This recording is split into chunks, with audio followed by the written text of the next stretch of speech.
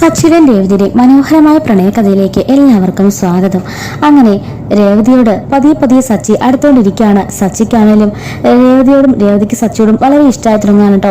അങ്ങനെ ഇവളെ പൂ കിട്ടുന്ന ആ ഒരു കഴിവൊക്കെ കണ്ടിട്ട് സച്ചി പറയുന്നുണ്ട്, നീ ഇങ്ങനെ വീട്ടില് ഒതുങ്ങി കൂടിയിരുന്നാൽ പറ്റില്ല, നിന്റെ കഴിവുകൾ പുറം ലോകം അറിയണം. നീ അതുകൊണ്ട് നിനക്ക് ഞാനൊരു കടയിട്ട് തരാം, നീ അവിടെ ഇരുന്ന് നിന്റെ പൂക്കച്ചവടമൊക്കെ ചെയ്തു, നിനക്കും ഒരു വരുമാനം ഉണ്ടാവണം എന്നൊക്കെ പറയുമ്പോഴേക്കും രേവതിക്ക് ഒരുപാട് സന്തോഷമാകുന്നുണ്ട്. രേവതി പറയുന്നുണ്ട്, കുഞ്ഞാളെ തൊട്ടേ ഞാൻ ഈ പൂ കിട്ടിയിട്ടുണ്ട്, എൻ്റെ അമ്മയുടെ കൂടെ ഇതും കൊണ്ടാണ് ഞങ്ങൾ ജീവിച്ചു പോകുന്നത്.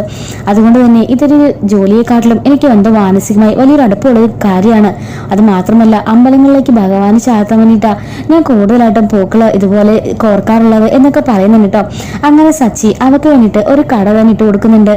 അങ്ങനെ ആ കടയില് രേവതിയാണെങ്കിൽ രേവതിക്ക് ഒരുപാട് പൂക്കളും സച്ചി വാങ്ങിക്കൊടുക്കുന്നുണ്ട് കേട്ടോ. അങ്ങനെ രേവതിക്ക് വളരെ നല്ലതായിട്ട് രീതിയിൽ തന്നെ കച്ചവടം നടക്കുന്നുണ്ട് കേട്ടോ. രേവതിയുടെ പൂ കിട്ടും ആ ഒരു കഴിവൊക്കെ കണ്ടിട്ട് ഒരുപാട് പേര് വന്നിട്ട് പല വിധത്തിലുള്ള പൂക്കളൊക്കെ വാങ്ങിച്ചുകൊണ്ട് പോകുന്നുണ്ട്. പല വിധത്തിലുള്ള ബൊക്കകളും അങ്ങനെ പല വിധത്തിലുള്ള ഈ ഡെക്കറേഷൻ ഐറ്റംസും ഒക്കെ അവരുടെ കടയിൽ നിന്ന് പൂക്കൾ കൊണ്ടുള്ളതൊക്കെ മേടിച്ചുകൊണ്ട് ഓർത്തിട്ട് പോകുന്നുണ്ട് കേട്ടോ.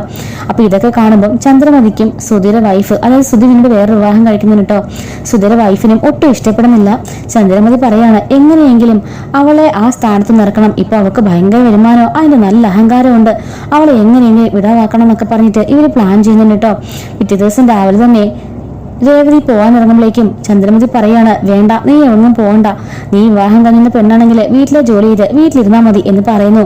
അപ്പോഴേക്കും രേവതി പറയുന്നുണ്ട്, അമ്മേ, ഈ വീട്ടിലെ സർവ്വത്ര പണി ഞാൻ രാവിലെ ഇരുന്നത് ചെയ്തു കഴിഞ്ഞു, ഉച്ചയ്ക്ക് വേറുള്ള ആഹാരം ഞാൻ ഉണ്ടാക്കി കഴിഞ്ഞിട്ടുണ്ട്. ആ ആഹാരം അച്ഛനും മറ്റുള്ളവർക്കും അമ്മേന് വിളമ്പി കൊടുത്താൽ മാത്രം മതി, പാത്രം ഇട്ടാൽ മതി, വൈകുന്നേരം ഞാൻ വന്നിട്ട് വാഷ് വെച്ചോളാം എന്ന് പറഞ്ഞു കേട്ടോ. എന്ത് പറഞ്ഞാലും പറ്റില്ല, നീ ഇവിടുന്ന് പോകാൻ പറ്റില്ല എന്ന് പറയുമ്പോൾ രേവതി പറയാണ്, സോറി അമ്മേ, അത് മാത്രം ഞാൻ അനുസരിക്കില്ല, കാരണം അതെനിക്ക് സച്ചേട്ടൻ എനിക്ക് ചെയ്തു തന്ന വലിയൊരു അനുഗ്രഹം, എന്റെ കഴിവിനെ വളർത്താൻ വേണ്ടിയിട്ട് സച്ചേട്ടൻ ചെയ്തു തന്ന, അത് ഞാൻ എന്തായാലും ചെയ്യാതിരിക്കില്ല, ഞാൻ എന്തായാലും കടയിലേക്ക് പോവാണെന്ന് പറഞ്ഞിട്ട് രേവതി ചന്ദ്രമതി പറഞ്ഞത് അനുസരിക്കാതെ ഇറങ്ങുന്നുണ്ട് കേട്ടോ. അപ്പോഴേക്കും അച്ഛൻ പറയാണ്, അതേ മോളെ, അങ്ങനെ തന്നെ വേണം, മോള് ഈ വീട്ടിലേക്ക് മരുമകളെ വന്ന് കയറിയെന്നും പറഞ്ഞിട്ട് മോളുടെ സ്വാതന്ത്ര്യമൊന്നും ആർക്കും പിടിച്ചു വെക്കാനുള്ള അവകാശമൊന്നുമില്ല, എല്ലാവരും എങ്ങനെയാണ് ജീവിക്കുന്നത് അതുപോലെ തന്നെ മോക്കും ജീവിക്കാനുള്ള അവകാശമൊക്കെ ഉണ്ട്, മോളുടെ കഴിവൊക്കെ ഈ അച്ഛനറിയാം, അത് മനസ്സിലാക്കിയതുകൊണ്ടാണല്ലോ സച്ചിയാണെങ്കിൽ പോലും നിനക്കൊരു കടയിട്ട് തന്നത്. എന്റെ മോള് പോയിക്കോ, മോക്ക് വേണ്ടിയുള്ള സമ്പാദിക്കുകയും വേണം, അല്ലാതെ ഭർത്താവിന്റെ കൈ നിന്നും വരുന്നത് നോക്കി ഭർത്താവിന്റെ മുമ്പിൽ കൈ നീട്ടി നിൽക്കുന്നതൊക്കെ പണ്ട് കാലത്തെ പെണ്ണുങ്ങളാ എന്നൊക്കെ പറഞ്ഞിട്ട് അച്ഛൻ പറയുന്നുണ്ട് കേട്ടോ. അങ്ങനെ പോയി കഴിയുമ്പോഴേക്കും ചന്ദ്രമതി ചോദിക്കുകയാണ്, നിങ്ങൾ അവർക്ക് എല്ലാത്തിനും വളം വെച്ച് കൊടുക്കുന്നത്, നാട്ടുകാർ പറഞ്ഞാൽ എന്ത് പറയും, നമ്മുടെ തറവാടിന്റെ അവസ്ഥ എന്താവും, എല്ലാവരും പറയില്ലേ നമ്മൾ അവളെ ജോലിക്ക് അയച്ച് സമ്പാദിക്കുകയാണെന്ന്.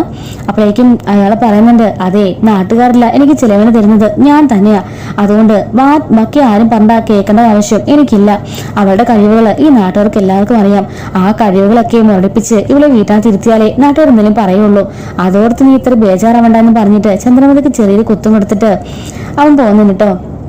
ചന്ദ്രമതിയും മരുമകളുടെ പ്ലാൻ ചെയ്യാണ്, എങ്ങനെയെങ്കിലും അവളുടെ പൂക്കട അവിടെ നിന്ന് എടുത്തു മാറ്റണമെന്ന് പറഞ്ഞിട്ട് കുറെ ആൾക്കാരെയൊക്കെ വിളിച്ചു വരുത്തി ആ കടയിൽ സ്ഥാനം ശരിയില്ലെന്നും അതുപോലെ തന്നെ പറഞ്ഞിട്ട് ആ കട അവിടെ നിന്ന് ഒഴിപ്പിക്കുന്നുണ്ടോ. അപ്പൊ ഇത് കാണുന്ന രേവതിക്ക് ഒരുപാട് സങ്കടമാകുന്നുണ്ട്. സച്ചിയെ വിളിച്ചിട്ട് രേവതി പറഞ്ഞിട്ടോ ഈ കാര്യങ്ങളൊക്കെ. സച്ചി പറയാണ്, നീ ഒന്നുകൊണ്ടും ഓർത്ത് വിഷമിക്കണ്ട എന്നൊക്കെ പറഞ്ഞിട്ട് സച്ചി രേവതിയോടും പറയുന്നുണ്ട്. അങ്ങനെ രേവതി ഇങ്ങനെ ഭയങ്കര വിഷമിച്ചിരിക്കാണ് കേട്ടോ. അങ്ങനെ സച്ചി മനസ്സിലാലോചിക്കുകയാണ് അവക്കൊരു സ്കൂട്ടി സമ്മാനമായിട്ട് കൊടുക്കാന്നുള്ള കാര്യം.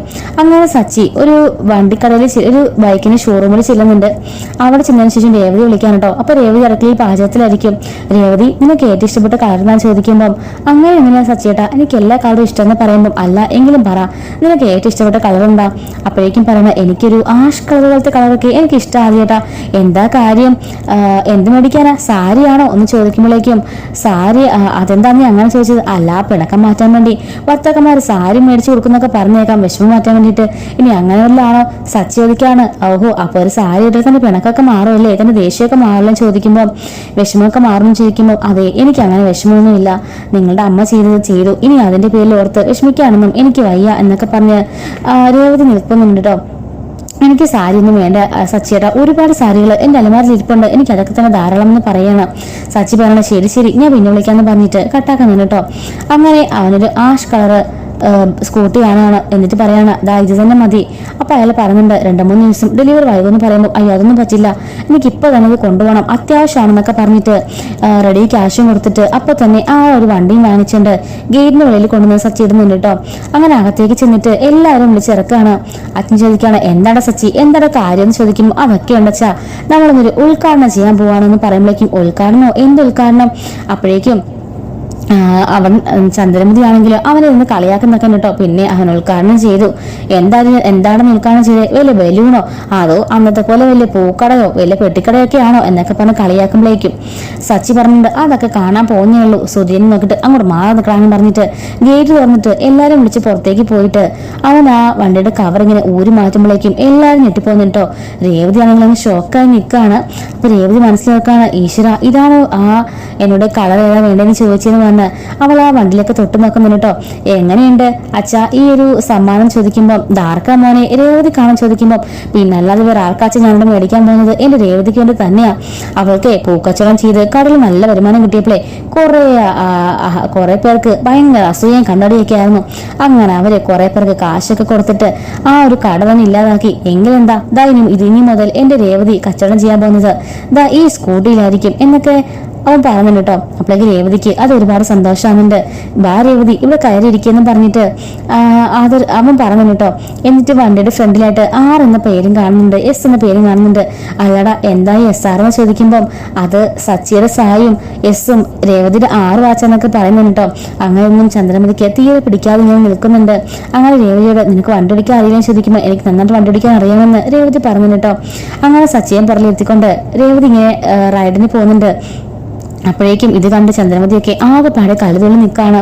അപ്പോഴേക്കും സുധിയുടെ ഭാര്യ പറയണ നിങ്ങൾ ഇങ്ങനെ നടന്നോ? കണ്ടില്ല നിങ്ങളുടെ അനിയൻ എന്തൊക്കെയാ മേടിച്ചു കൂട്ടുന്നത്, നിങ്ങൾ ഒന്നിനും വളർത്താനായിട്ട് ഇങ്ങനെ തന്നെ നടന്നു എന്ന് പറഞ്ഞിട്ട് ദേഷ്യപ്പെട്ട അകത്തേക്ക് കയറി പോകുന്നുണ്ട്.